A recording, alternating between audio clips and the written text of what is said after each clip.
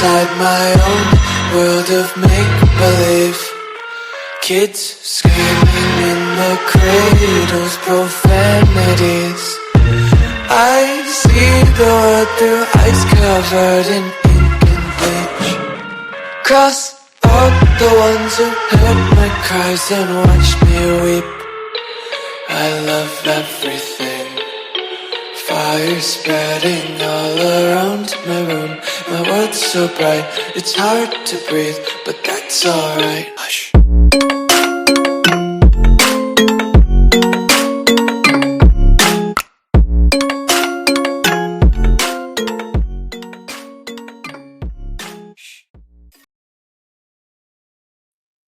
Hey guys, and welcome back to the channel where we do talk all things true crime. My name is Tanya, or TitaniumBuilt. If you're new here, welcome in. If you're a returning Titan, welcome back. Thank you for joining me for another upload. So basically last night on our live, we went over a podcast that we've been following since the beginning of the Idaho 4 murders case happened. And I wanted to bring you guys just the podcast version and not the whole live, because sometimes people don't have, time to sit down and listen to the whole live. So let's just go ahead and get right into it. If you guys don't mind, go ahead and hit the like, hit the subscribe, hit the bell icon to be alerted to all new content, and we will get right into it right now.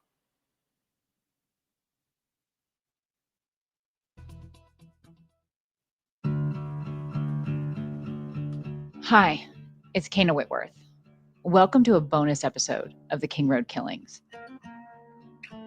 With BryanKohberger's trial just 5 months away, there's been a lot of secrecy surrounding the case. Some of that came to an end in recent days with the release of key court documents. And now, for the first time, we heard the 911 call. It was made over 7 hours after Kaylee Gonzalez, Madison Mogan, Xana Kernodle, and Ethan Chapin were killed. In this episode, we're going to play that call for you in full. This sudden flurry of information is in part because of the change of venue, which moved the location of the trial from Moscow, Idaho, where the murders took place, to Boise. With that change came a new judge who was assigned to the case in November, Judge Stephen Hippler. And Hippler, seemingly, has lost patience with the way the case has been handled so far. He said the case is infringed on the public's First Amendment right to know about the court's progress, because the prosecution and defense have been trying to seal so much of the material that will be presented in court. What we've learned in the past few days could change the way we see this whole case and answer questions that have been brewing since the murders happened more than 2 years ago. In this episode, I'm going to talk with two people who've been following this case closely. First, we'll speak with ABC News contributor Julie Scott. She's a journalist who's based in Moscow, Idaho. And then I'll be joined by ABC News legal contributor Brian Buckmeyer to talk about the legal strategy that's been playing out behind closed doors.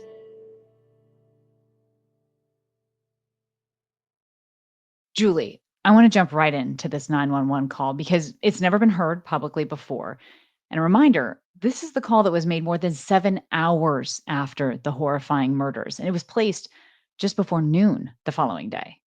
Thanks, Kana. As you know, we've been following this for a long time, and what's been shrouded in secrecy has been what happened during those hours. We know from the probable cause affidavit that law enforcement thinks that the murders happened between 4 and 4:20, roughly. But we didn't know is what happened after that. Yeah, and until now, that period of time has been a mystery. But a new filing shows us that during the night, there were several instances where one of the surviving roommates tried to call and text their friends in the house, and then hours of silence. At 10:23 a.m., one of the surviving roommates texts Haley and Madison saying, "Please answer. Are you up?" And it's not until 11:55 that 911 is called. We're going to play that call for you now. It's very chaotic and at times uncomfortable. The whole thing is about 4 minutes long. 911 location of your emergency. Hi, something is happening. Something happened in our house. We don't know what. What is the address of the emergency? 1122.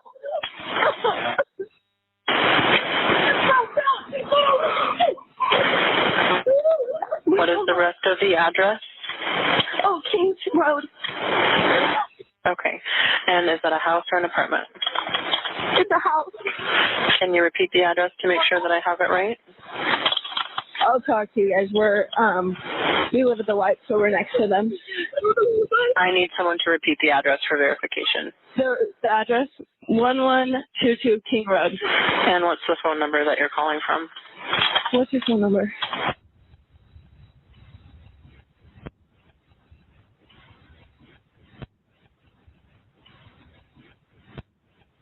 And tell me exactly what's going on. One of the roommates has passed out, and she was drunk last night, and she's not waking up. Okay. Oh, and they saw some man in their house last night. Yeah. Hi, and are you with the patient? Okay, I need someone to keep the phone, stop passing it around. Can I just tell you what happened pretty much? What is going on currently? Is someone passed out right now? I don't really know, but pretty much at 4 a.m. Okay, I need to know what's going on right now if someone is passed out. Can you find that out?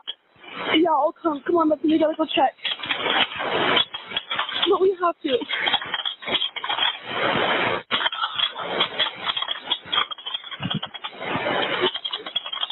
Is he passed out?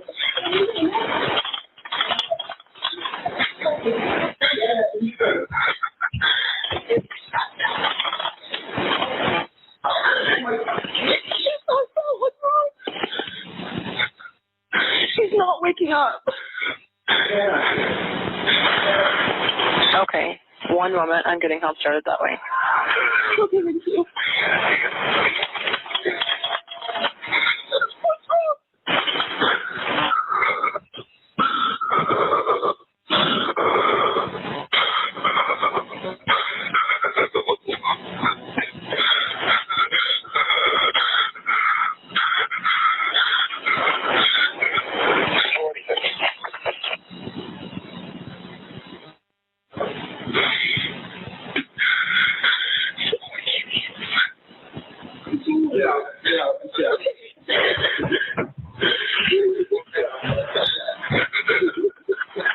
Okay, and how old is she? She's 20. 20, you said? Yes, 20. Here's one. Okay. Hello? Hello? Okay, I need someone to stop passing the phone around because I've talked to 4 different people. Okay, sorry, they just gave me the phone. Is she breathing? Hello? Is she breathing? No. Okay.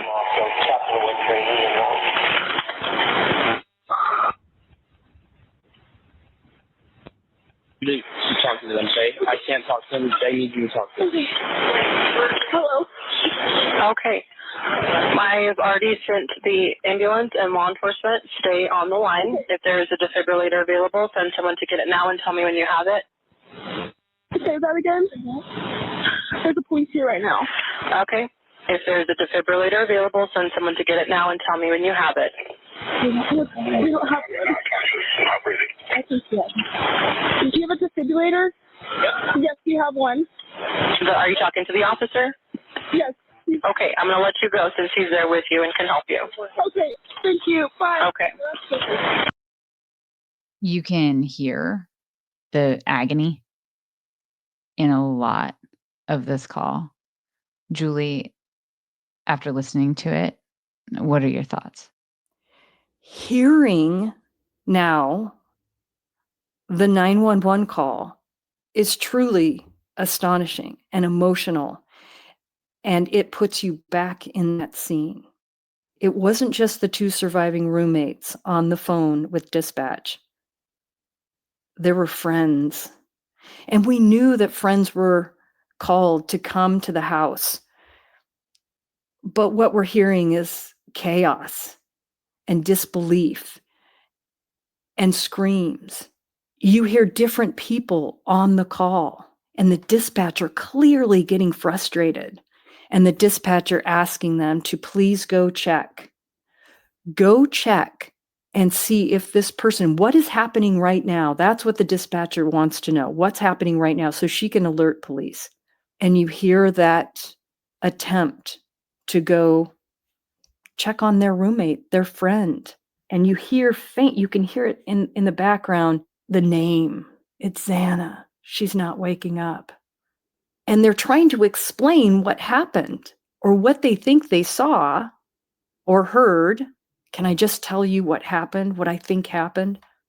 The dispatcher is asking them, who's ever on the phone, please go check. I need to know what the emergency is. It's still unclear. And who's ever on the phone at that time says, we have to go check. We have to. And there's resistance, there's fear. I don't want to, but we have to.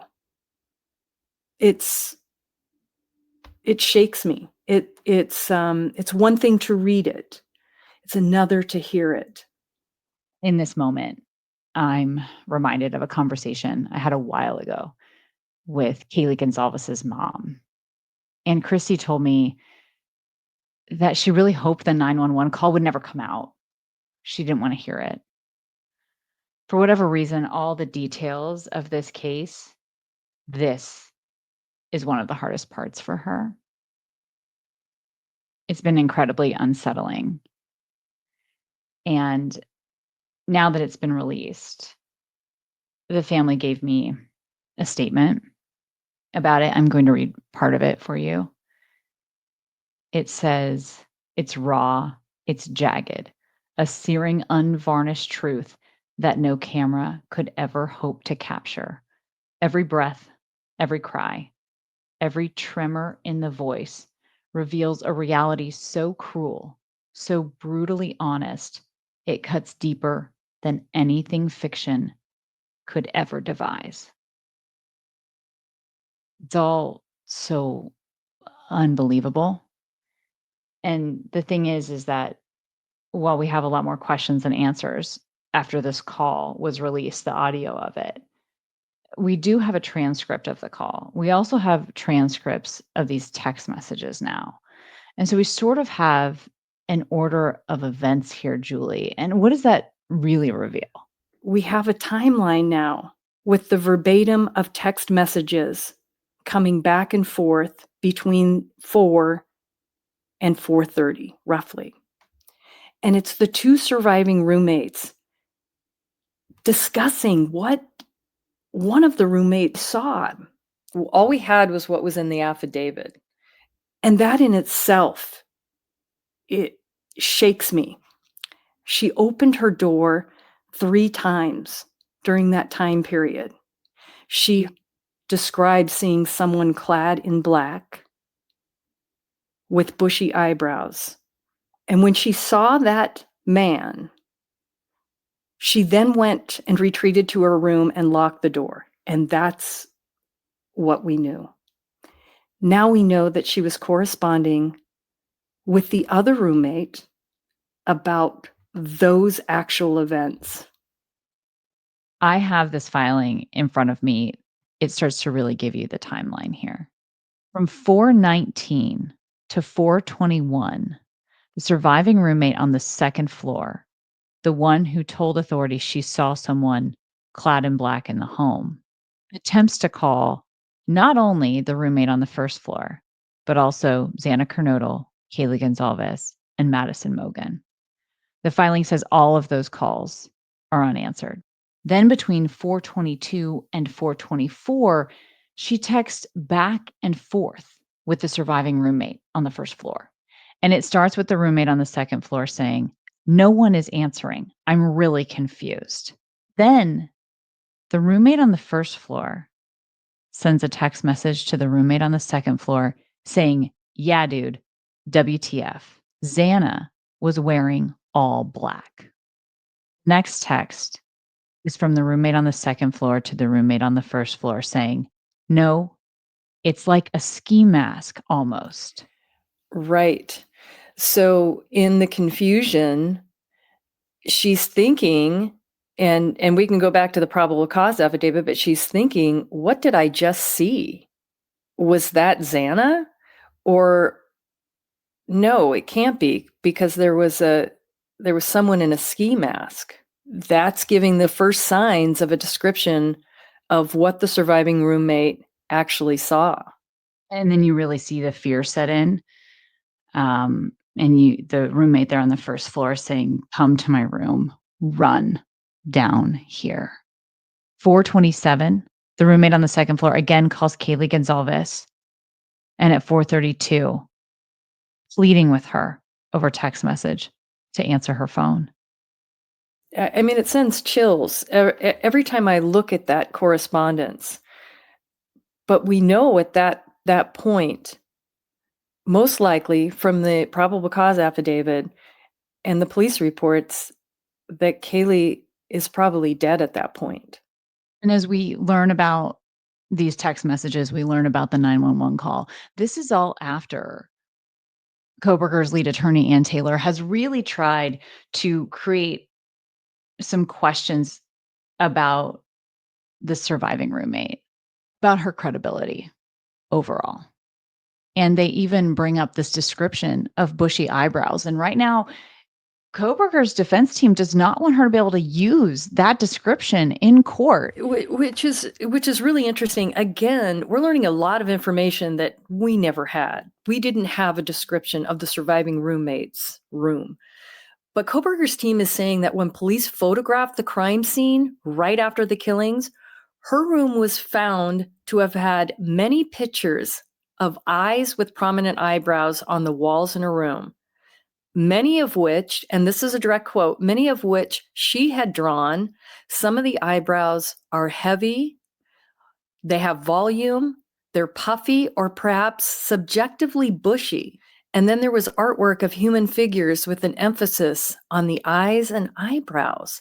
So in prior hearings, defense attorney Ann Taylor had said that the roommate had admitted she had too much to drink and could not remember. And that is a direct quote. The defense is saying that the numerous stories that were given after the murders by the surviving roommate are inconsistent. And what they're trying to paint here, and you can see what's happening, they are saying that the roommate was drunk, was in a dreamlike state, and they're saying that maybe this is what she saw, was in her room. But the prosecution is saying that the surviving roommate was sufficiently consistent with the important points about the description of the man in black. Well, right. And actually, in a recent filing, we heard Judge Hippler comment that this roommate had given many interviews and that they essentially told the same version of the same story. He said that this roommate's own statements about her memory or the effects of alcohol were not enough to doubt her reliability. He also said that she was able to consistently articulate what she remembered. But it's perhaps no surprise that we see the defense trying to throw doubt wherever they can. This is a death penalty case. In fact, that's another development we learned in recent days. The defense has filed a motion to strike the death penalty, and they cited what they say is Kohberger's autism spectrum disorder as the reason. They're insinuating that Kohberger's autism and the way that he acts could bias the jury. It's a really interesting argument. Let's start first with the definition from the National Institutes of Health. Autism spectrum disorder is a neurological and developmental disorder that affects how people interact with others, communicate, learn, and behave. The defense hired their own expert to assess BryanKohberger's ASD. And they say that BryanKohberger has many of the traits that line up with autism spectrum disorder. That his range of facial expressions is limited, and his expressions are sometimes incongruent with what is happening around him. He has these intense periods where he's staring, or what they say is an intense gaze. And you've been in court. You've sat very close to BryanKohberger. I have sat very close to BryanKohberger. he has certain demeanors that stand out. For anybody that's been following this case, you have heard descriptions of what BryanKohberger was like generally. If you've listened to our podcast, we were able to speak with some people who were part of his graduate program at Washington State University. And the descriptions about his behavior is that he's a bit of a loner all the time. He was a bit of an outcast. He was a bit awkward. And his lawyers say flat out, it's no surprise that Koberger came across as socially awkward. His lawyers writing that an impairment like that is a hallmark of his disability. And they think that will work against him in the court of law. And according to his lawyers, the neuropsychologist that evaluated Koberger found that his autism spectrum disorder had a significant impact on his life. Not only on his life, but on this case. The defense team is saying that he does not think the same, that it's difficult at times because of this ASD.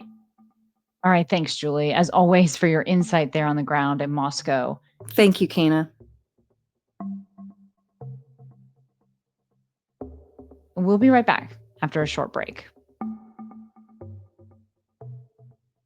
Incorporated, California.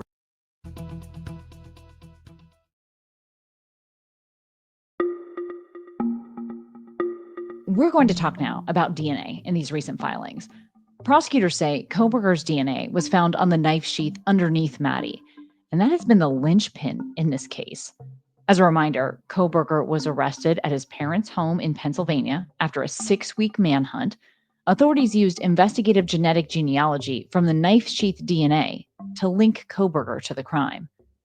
But what these newly released documents show us is more information about other DNA evidence.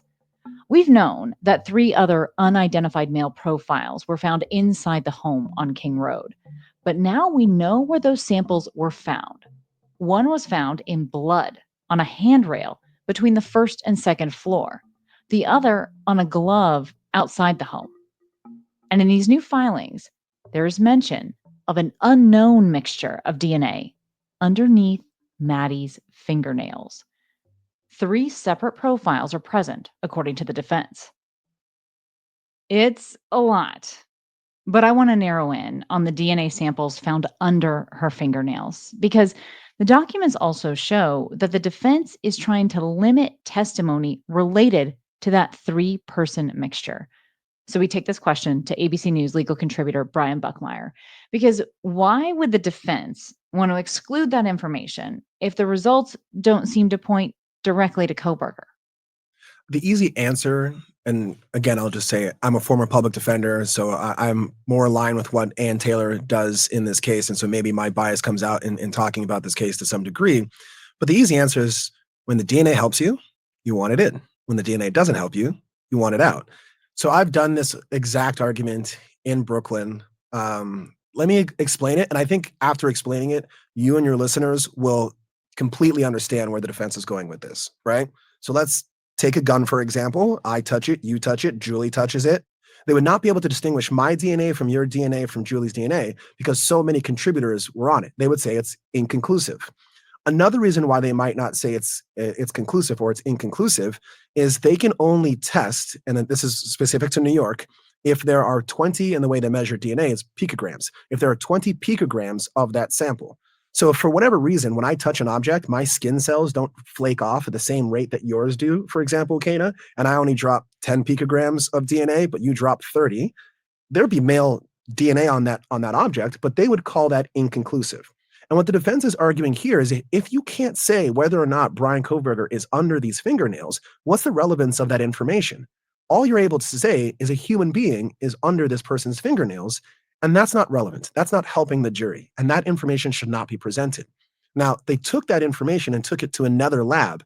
And again, I'm talking specifically to New York, can only calculate 20 picograms and 4 or less people. But there are other labs around the country that have more sensitive instruments. So they can detect less than 20 picograms. They can detect if 4 or more people have touched an object. So from my understanding is they went to another lab that has more sensitive instruments. And when they ran it through that instrument, they were able to say that BryanKohberger is excluded. Because in a case where someone has brutally murdered 4 individuals, you would suspect that there would be defensive wounds on that individual, and the victim would have scratched that person. And so if BryanKohberger's DNA is not under their fingernails, they've got a pretty decent argument there. Does that independent lab result get presented to the jury? And is that something his defense team paid to do? So yes and yes. So yes, it would be presented to the jury if the defense felt it necessary to put on their own case. And I would suspect that they would. So why is his defense team then arguing that none of this should be admitted, as opposed to arguing we want to make sure that we can let the jury know our independent lab cleared him in this instance? So for 2 reasons. One is you want to get multiple bites at the apple. Let's say this. Let's say I say, Kana, I want to be on your podcast for a number of reasons. I dress really well. I'm a defense attorney, and I know like the strategy behind this. Is my strongest argument probably that I know the strategy of another public defender? Yeah, but I'm also going to have those other 2 arguments because maybe you're going to go, Bryan, I want Bryan on because I like his suits. And I don't know which argument's really going to win, so I just throw everyone out. And that's what every defense attorney does. The other reason is you're not just arguing to the judge in front of you, you're also arguing to the appellate judge. Because at some point in time, if BryanKohberger is found guilty, you cannot raise arguments on appeal that you did not raise at trial. And you don't know who that appellate judge is going to be. It's those 2 reasons why you throw everything at a judge. The dressing well is definitely a better argument for TV than for audio, but for anyone listening, the man can dress. Okay, so we can't talk about these documents, though, without talking about the judge that is overseeing this case, Judge Hippler. He's moving this along rapidly. It's very different from the approach of Judge John Judge in Moscow. Judge Hippler has expressed frustration about the secrecy involving the case. Here's what he had to say during a hearing in January. I am, as I told the parties yesterday, particularly sensitive about closing things when we don't need to. And I think that there has been to date a over caution in asking that I seal things by stipulation that perhaps don't need to be sealed. There's been so much that we don't know, which is part of the reason why these filings have been so explosive, because this is some of the information that the public, that the journalists, and frankly, the families have been waiting so long to hear. So what do you think about this general commitment here to transparency on a case that the nation is watching? I think this judge saw, as we all did, how, and I'm not trying to speak poorly of Judge John Judge or anyone else who was on the case prior to. I think it's a difference of opinion, difference of style, but I think this new judge saw how the families, the media, just the case in general, the public, saw how the information was rolling out and said, okay, we need a new change of course. We need one that will still uphold BryanKohberger's constitutional rights to a fair and impartial trial, but also inform those who are most interested in this case and have a vested interest in the facts as they come out. And so I think that's the balance that this new judge is trying to strike. Obviously, the stakes of this case are huge. We know that Kohberger's defense team has tried to strike the death penalty before. That being said, they have not brought up the claim that their client has been diagnosed with autism spectrum disorder. This is new information to the judge and to the public. So why bring it up now, seemingly so late in the game? So again, I'm not a defense attorney on this team, but I can only theorize why. One main reason could be they didn't have the information. Maybe BryanKohberger wasn't evaluated. Maybe the report by whoever evaluated him wasn't done. When you evaluate an individual, especially one who's incarcerated, you've got to cut through the red tape of, hey, I need an expert to go and sit down and talk with my client. So it's a red tape of getting that done. The other thing too could just be strategy. Maybe they think this is one of their stronger arguments and they wanted to kind of leave it on the last doorstep of this case, kind of like the final push. In 2002, there was a Supreme Court case called Atkins v. Virginia. And in that Supreme Court case, it basically said the United States of America cannot put people who have severe disability to death. So that just became the law of the land. And that snowballed into making different arguments, a lot of them, which we are seeing here now. There are 5 main arguments in this 28-page motion. The first 3, I would say, could be categorized as he has ASD, and because of that, he is not culpable enough, like not guilty enough to be executed. Executing people with ASD falls in line with that kind of idea that we can't do this. The Supreme Court says we can't do it. The fourth argument is a very unique one. I haven't seen it, and very interesting.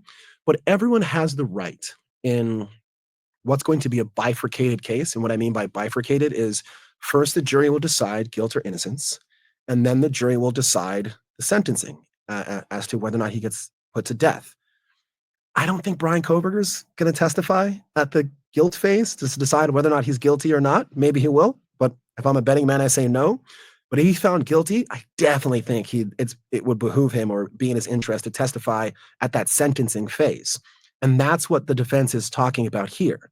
That if he was to take that opportunity to testify in that sentencing phase, to fight for his life, his mannerisms and the way his affect is, people will look at him and be like, that looks like a cold-blooded killer. That's going to take away his right to be able to defend himself, and that's why the death penalty should not be there. I think they bolster that argument in the 5th and final argument of this motion of saying, look, the media is already doing it. We're looking at him in these pictures, and we're looking at social media and the way people describe him as this menacing figure. It's already happening. And that's going to taint the jury. That's going to happen again when he testifies in the sentencing phase. And because of that, ASD should rule out the death penalty. And just sort of lastly, and generally from a defense attorney standpoint, you don't think that some of this throwing everything at the wall is being done to avoid being accused of being ineffective counsel?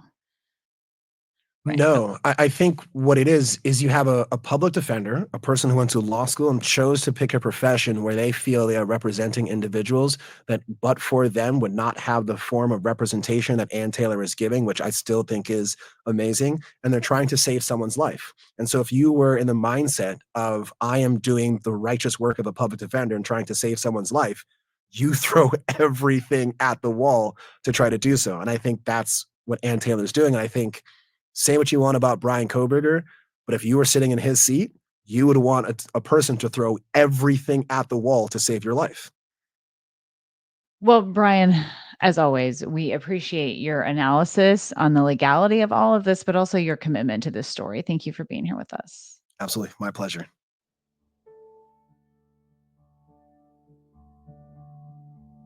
As a reminder, a not guilty plea has been entered on Kohberger's behalf.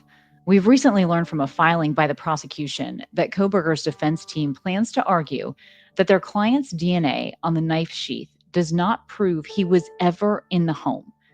The filing suggests the defense will argue the knife sheath itself could have been planted by the real perpetrator. Kohberger remains the only suspect in the case. One other update before we go. Idaho's Governor Brad Little just signed a bill to make Idaho the only state in the country where firing squad is the main means of execution. This will go into effect in July of 2026. And that does it for this bonus episode of King Road Killings. And I have to say, we're 2 years into this story, and I feel like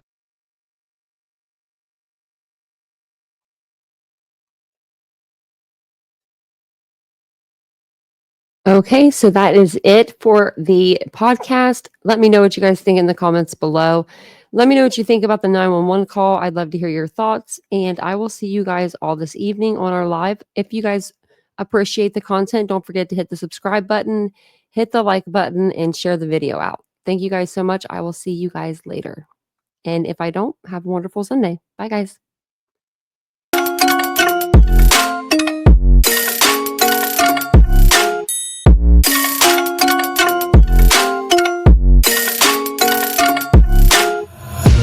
Take my eyes open to force reality. Why can't you just let me eat my weight in glee? I live inside my own world of make-believe. Kids screaming in their cradles, profanities. Some days I feel skinnier than all the other days. Sometimes I can't tell if